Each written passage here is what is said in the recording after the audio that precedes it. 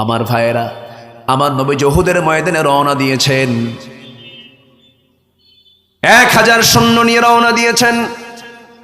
হঠাৎ করে মাঝপথে ইহুদিদের যোগসাজশে মুনাফিক সর্দাররা এসে রাসূলের সামনে বলছে, হুজুর, মুসলমানদের সৈন্য সংখ্যা কত 1000, কাফেরদের সৈন্য সংখ্যা কত 3000।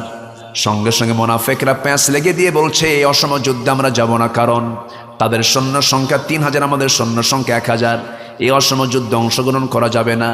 রাসূল বললেন, শোনো, আমার সামনে যারা উপস্থিত আছো, মুসলমানদের ইতিহাসে সংখ্যা দিয়ে কখনো বিজয় আসে নাই। মুসলমানদের বিজয় এসেছে অস্ত্র দিয়া নয়, সংখ্যা দিয়া নয়, ঈমান দিয়া। ঠিক কিনা?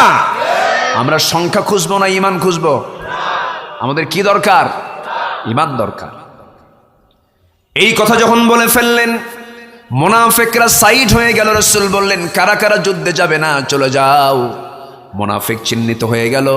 1000 জনের মধ্যে 300 জন নাই। কয়জন নাই? 300 জন নাই, তারা মাইনাস হয়ে গেছে। আমার নবীজি বাকি জনকে উহুদের ময়দানে নিয়ে গেলেন।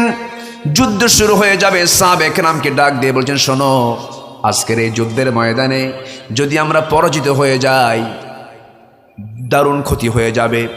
আমার নেতৃত্ব তোমরা ফলো করবে।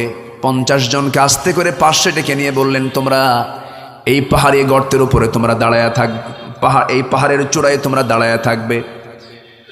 যখন একটা গিরিপথ আছে, গলিপথ আছে, এই দিক দিয়ে কাফের মুশরিকরা যখন আক্রমণ করবে, তোমরা তাদেরকে তীর ধনুক দিয়ে মোকাবেলা করবে। আমার পরবর্তী নির্দেশ না আসা পর্যন্ত তোমরা এই স্থানটাকে ত্যাগ করবা না। উহুদ যুদ্ধ শুরু হয়ে গেছে, প্রেক্ষাপট সবার কম বেশি জানা আছে। সেই যুদ্ধের ময়দানে দেখা গেল মুসলমানদের প্রথম শুরুটা মুসলমানদের পক্ষেই ছিল, মুসলমানদের বিজয় প্রায় নিশ্চিত হয়ে গেছে। কিন্তু ওই 50 জন তীরন্দাজ নবীর পরামর্শ না নিয়ে তারা করলেন কি, যুদ্ধ শেষ হয়ে গেছে বলে মনে করে তীর ধনুক ছেড়ে দিয়ে সেই জায়গা থেকে তারা স্থানটা ত্যাগ করে ফেলেছেন।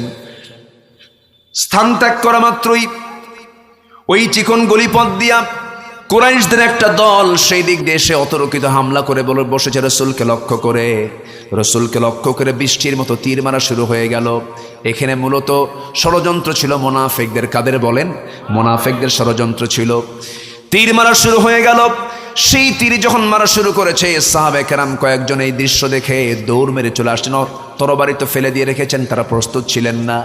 খালি হাতে দৌড় মেরে এসে নবীর চতুর্পার্শ্বে দাঁড়িয়ে বলছেন, হুজুর, জীবনের শেষ রক্তবিন্দু থাকা পর্যন্ত আপনার গায়ে আমরা একটা আঁচড়ও লাগাতে দেব না।